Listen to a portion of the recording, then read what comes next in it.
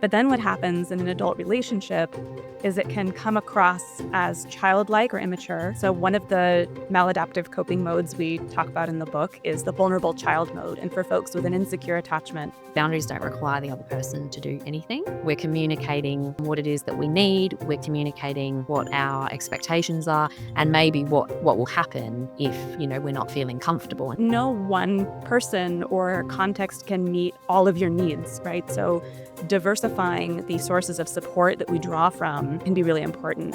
Sometimes we more consciously detach and self-soothe. We start to feel an emotion coming up and we reach for alcohol or scroll on our phone or change the topic because we... Rachel Samson is a highly accomplished clinical psychologist with over a decade of experience working with children, adults, couples, and families. Renowned for her expertise in attachment theory and schema therapy, Rachel has trained internationally, collaborated with leading figures in the field, and contributed to groundbreaking research, clinical models, and global conferences. Dr. Jessie Stern is a developmental psychologist and researcher whose work explores close relationships, parenting, and children's social development. She's an assistant professor of psychological science at Pomona College and director of the Fan Lab. Together, Rachel and Jessie are co-authors of Beyond Difficult, an attachment-based guide to dealing with challenging people. They bring profound insight into relationships, attachment, and the science of human connection. Stay tuned. This is a conversation you won't want to miss. When our emotional needs aren't met consistently in childhood, we obviously need to adapt to that. And we develop strategies that we know are very protective in those moments for children to survive at the time. But often as we grow up, they get in the way of our needs being met in our adult relationships. Can you explain why those schemas develop and share a few examples of the parts of self that you describe in the book? Let's take the example of someone who grew up with a dismissive parent who rejected or dismissed the child's needs, wasn't comfortable with emotional expression and tried to shut that down. If that was consistent and the child didn't feel like that parent was emotionally available and responsive, they may develop what's known as an avoidant attachment, where the child minimizes their needs and shut down the expression of their feelings and needs in order to stay close to the parent, essentially keep the parent within their window of tolerance and comfortable so that they're still there. And that child may then grow through childhood and adolescence and into adulthood with this, what we would call an emotional deprivation schema, which is just this belief that, which may be conscious, sometimes it's not so conscious, that other people won't respond to my needs. I need to be self-reliant. And essentially there's no point in expressing how I feel because I've learned that it's not going to get responded to. They may then develop an avoidant or detached coping style where in relationships, which you probably see this dynamic quite a lot in couples work, where one person is really kind of wary of intimacy and emotional connection and seems to have this armor on where they're kind of emotionally aloof and detached. And often when it's a conflict or a dilemma in a relationship, it's because the other partner is wanting that connection and that closeness. But in this, what we call in schema therapy, a detached protector mode, the person is really shutting down emotions, shutting down needs, and not expressing them outwardly. And in a relationship, that means that the other person isn't always clear then on what the person's needs are or what their feelings are. And so the result is that then even when there is an emotionally available partner, a situation that wasn't present for that person in their childhood, they still can't get their needs met because they're appearing so disconnected and detached that the other person doesn't have a clue what they're feeling underneath or what their needs are. Sometimes that's more conscious, but for other people, it's not conscious at all. And it can actually take a very long time in therapy for someone to even connect with what their feelings are. So I think that's really important for people to know that sometimes we more consciously detach and self-soothe. We start to feel an emotion coming up and we reach for alcohol or scroll on our phone or change the topic because we want to shut that feeling down. But when we're talking about someone with an avoidant attachment, and someone who was disconnected from feelings very early and didn't have anyone labeling feelings or helping them to develop a language around it, they may be quite unclear about what they're feeling themselves, and it can actually be so default and so deeply ingrained that they're not even aware that it's happening. And so that can be, it can require more work to kind of connect with what they're feeling and then help them communicate that and have the confidence to do that. Absolutely, and you're right, I do see that a lot in therapy, obviously. And I think it's we've talked a lot about the individual, so whether the individual experience being our experience or the other person, whether that be the partner or the colleague or the child's experience, but what we're really getting into now is that relational dynamic that happens. And, as one person may react in a way that elicits some reactivity. So we might see some reactive behaviors, or we might see some of that way of coping, like the detached protector mode, come in, that the other person then responds to that. Mm, And then we start to get into this interplay where the dynamic becomes something almost separate to the context mm. that we're talking about. Can you explain a little bit about that? So, we have these two people, they're wired differently, they both have their unique way of coping and being in the world. How do those dynamics start to interact to create that relational friction, especially when one or both partners are feeling misunderstood in that moment? So, we've talked about the avoidant attachment style, which is about shutting down emotion, denying vulnerability, and comes from this history of having your own emotions dismissed. And another style that can kind of rub up against avoidant attachment is anxious attachment. So, for some people, if you had caregivers who were really inconsistent, who sometimes were able to come through and be present for your needs and were responsive some of the time, and other times were unavailable, often those kids learn to amp up their needs. This is called a maximizing strategy. And it basically means if I want to get a reaction from you, I have to pull out all the stops, right? So I need to be more dependent, more clingy. Uh, Being by myself feels scary, perhaps. And I need to stay really, really close to you to ensure that I'm safe. And so, as a child, that makes a whole lot of sense for a caregiver who is sometimes available and sometimes not. But then what happens in an adult relationship is it can come across as childlike or immature. So, one of the maladaptive coping modes we talk about in the book is the vulnerable child mode. And for folks with an insecure attachment, that's much more likely to come up in a relationship. So let's say you've got an avoidant partner interacting with an anxiously attached partner. Part of what tends to happen is an approach withdrawal dynamic where the anxious partner really, really wants to connect and wants to feel close all the time and will kind of pursue the avoidant partner. We need to talk. Why aren't you talking to me? We need to have this conversation now. And the avoidant partner says, that's too much vulnerability. That's too much emotion for me, and shuts down. And then the anxious partner becomes even more anxious that this person is not available to them. It reinforces this cycle. So oftentimes you see conflict arise by people who have these different relationship schemas, and where one person is kind of the pursuer and one person is shutting down or stonewalling. So that's just one example. But you can also have different neurotypes coming into conflict with one another, or a highly sensitive individual who wants maybe less stimulation, less social interaction, maybe with a partner who is very extroverted and really thrives off of high stimulation environments. And I think the first step is sort of understanding that there are different needs and then sort of meeting the person in the middle. But those are just a couple of examples of the ways that these can create friction.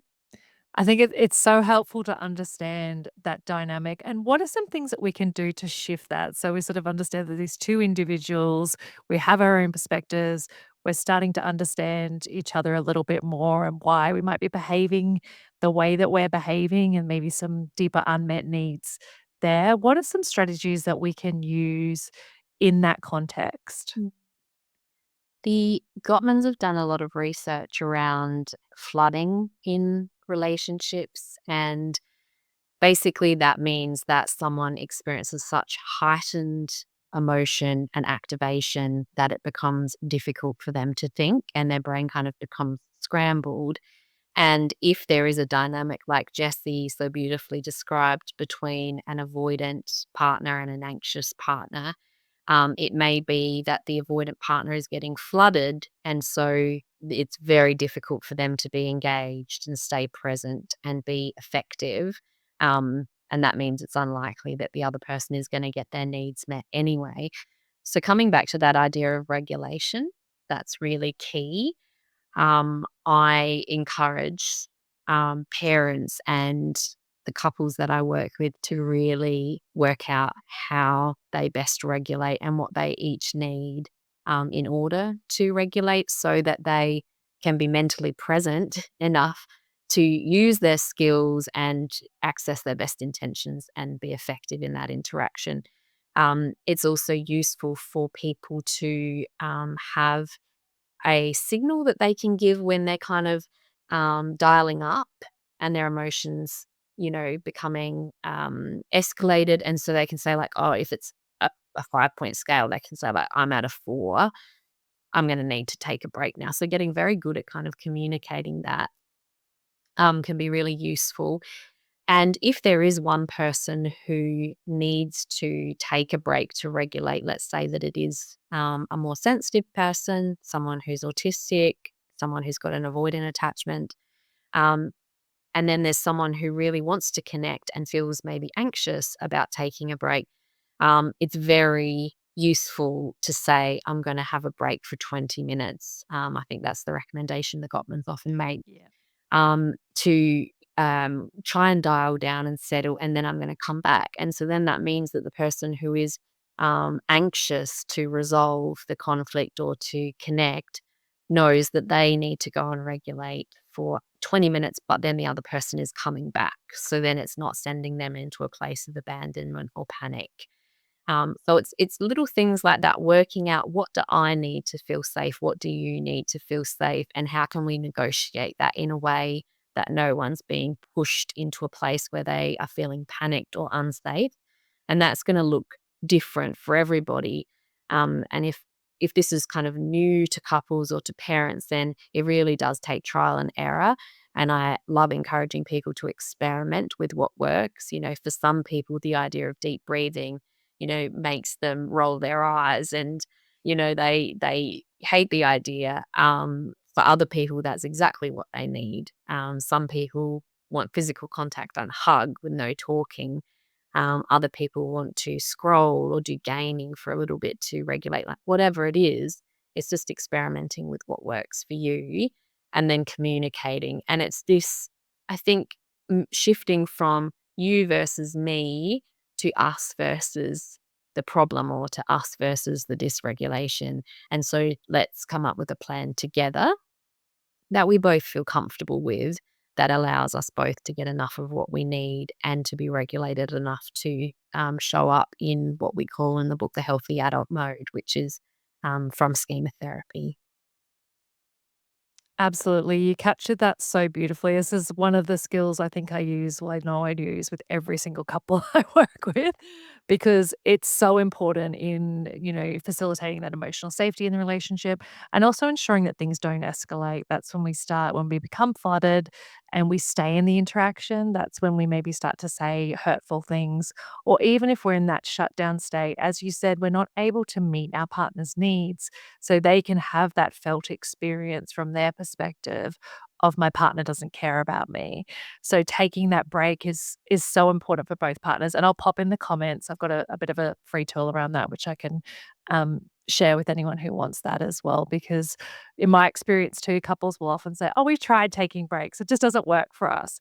But as you said, it is really about figuring out how that break works for each of you as an individual and what regulation tools work for each of you as individuals, to set yourself up for success, I think is so important. I want to ask you, when we're in situations where we feel like we can't get our needs met, so, broadening the context a little bit, we're talking about difficult behavior. We've talked a lot about more of the attachment relationship, so the child-parent relationship or the partner-partner relationship. Say, for example, we might be in a workplace context where we feel like our needs can't be met in that situation. We've tried taking breaks, we've tried a bunch of strategies. What can we do in those moments? I think from the people we interviewed for our book, the ones who are really good at navigating relationships, what they do differently is they don't get stuck. So they don't see those different needs that people have as intractable. There's always some flexibility and adaptability. And so the question is, well, then what do you do about that? And so first, I think really important that there's no way to change a situation if you don't let the other person know that something is not working for you. So to me, step one is having a conversation where you give feedback and be really specific about what is not working, whether it's in a workplace or in a romantic relationship. Be specific about the behavior. So rather than saying, you are a terrible boss, it's more, this type of communication is not working for me. It makes me feel very criticized in front of my colleagues. This is how it's impacted me. And one thing I think would work better is this.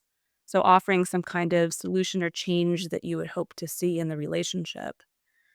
And secondly, needs are not pie. So it's not a zero-sum game that you have a need and I have a need and somebody wins. So the people who are really skilled at navigating tricky relationships usually can find some solution that meets, let's say your need for high stimulation and social interaction and my need for some quiet and alone time if we're in a couples relationship, let's say. How can we find some shared activities that are balanced in that regard? And what are some times when maybe you go out and have this more socially stimulating time and I can kind of rest and retreat if that's what my needs are. And then we can come back together and share about it in a way that feels mutually fulfilling. So I think viewing things as not a zero-sum game, but that needs can be negotiated in relationship is the second. And then third, no one person or context can meet all of your needs, right? So diversifying the sources of support that we draw from can be really important. There were two women who we interviewed for the book who had difficult workplace relationships. And one of the things that each of them did brilliantly was they leaned on other sources of social support, both for getting their emotional needs met, but also for getting better perspective on how to tackle the difficult relationship at work. So, so for example, in the book, we talked to Tanvi, who had a new employee who she was dealing with, and kind of opened the door for this employee to give her some feedback about her leadership. And instead of sort of having a goal-focused conversation, this person just sort of threw the kitchen sink at her. Here are all of the things I don't like about your leadership. And, Tanvi had to kind of take that in and figure out what she felt she was responsible for. But first, she had to go regulate her emotions because that's a really difficult thing to hear. And so first she talked to her administrative manager, who was very empathic, really knew the company, and was able to offer some perspective. She also vented to her husband when she got home, so she drew on this other source of support. And then she invited a bunch of her female friends over for dinner, and it ended up coming up that this had happened to her. And she really was open to their advice about it. And what they encouraged her to do was to have a follow-up conversation with this person when she was in a more regulated state, to write down what she wanted to say ahead of time, and then just present her own point of view so that that feedback could be a two-way street. So I think diversifying the sources of support to get our needs met will ultimately help us in whatever relationship feels difficult and intractable. Absolutely, they're wonderful tips, and I remember some of those stories in the book, and I think the second story in particular also had an element of bringing boundaries in place when those needs maybe couldn't be met or, yes, I wanted to ask you guys because I'm sure you have experienced a lot of content on social media, as I have, around boundaries that is particularly unhelpful. So I'd love to hear from you, how we can set healthy boundaries in relationship. Can you unpack that a little bit more for us? Has kind of taken on a life of its own on social media, It hasn't it? has. It's huge. Yeah, and I've seen, as I'm sure you both have, such a swing away from maybe not setting boundaries or not having skills around that to people now cutting people off, as soon as Uh-huh. something's happened that they don't like. I'm setting a boundary, and that means that, um, yeah, I'm not going to uh, connect with you. Um, And is it even really a boundary? I feel like it's more just a communication of this is what I want and that's it.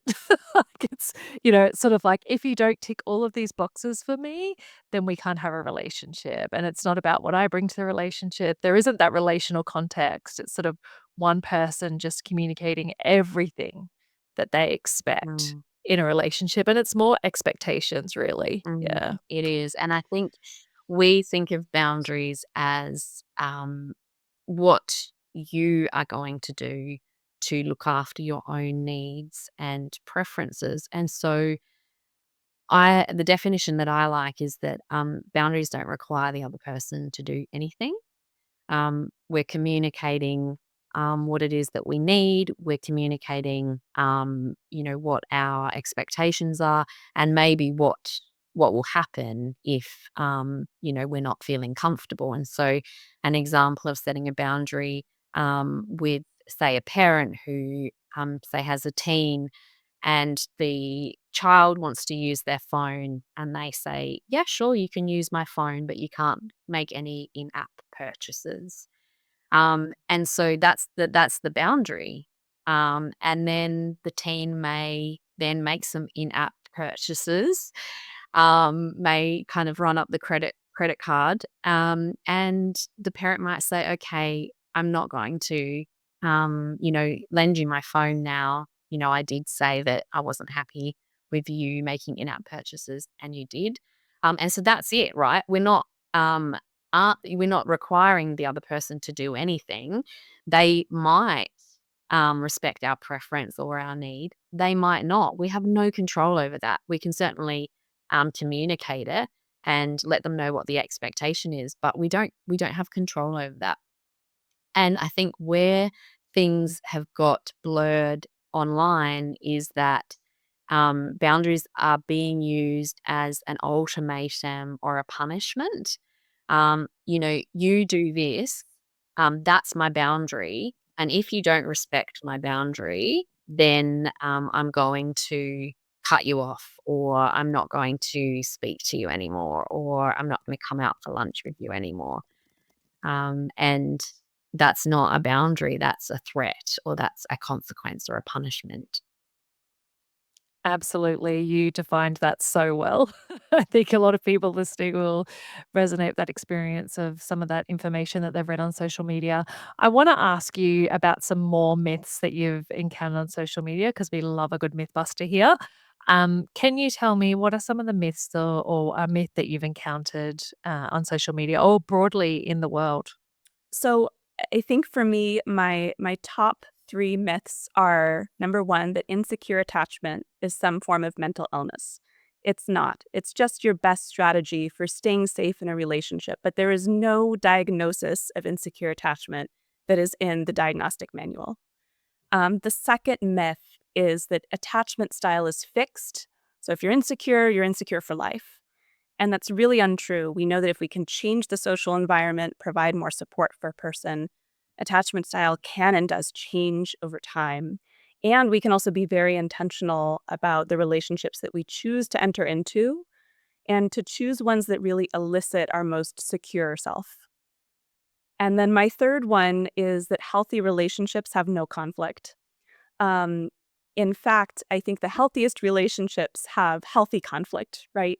So every time we're in a conflict with a partner or with a friend, that little rupture is an opportunity to make the relationship stronger by seeking to repair it. Absolutely. I love those. And what about for you, Rachel? I would add a fourth, which is that resilience is something that people are born with, or that it's purely an individual characteristic. I view resilience as a characteristic of a relationship, which is confusing for a lot of people. But what we know is that people who um, have the benefit of a secure attachment are much more likely to be resilient. And for kids, knowing that they have a safe haven that they can return to for protection and to organize their feelings, and also someone who champions them and supports them in going out into the world, are much more likely to be resilient. We can think of it almost like that relationship providing a second skin. And so resilience is very relational. I love that. I love that, you highlight that's something that we can change and work on, and that relational context can be so healing. I want to ask you one last question. If you had a magic wand and you could impart one piece of knowledge or one skill on whole humans, what would it be? For me, it would Oh, be deep listening. This idea that of was mine too, Rachel. You and I, great minds. yeah, that's right. This is something that we both value so much. So, deep listening, also known as active listening, where you are giving the other person your full and undivided attention. And it can be really helpful to also summarize what the other person has said and just check in that you've got it right, so that they can give that feedback and say, no, I'm not sad, I'm just down, or whatever the correction might be. But that is just an incredibly powerful relationship skill that benefits everyone from newborn infants to toddlers to teens to adults to couples to elderly. There's no one that doesn't benefit from deep listening. Absolutely. Did you want to add anything to that, Jessie, given that's your same wish?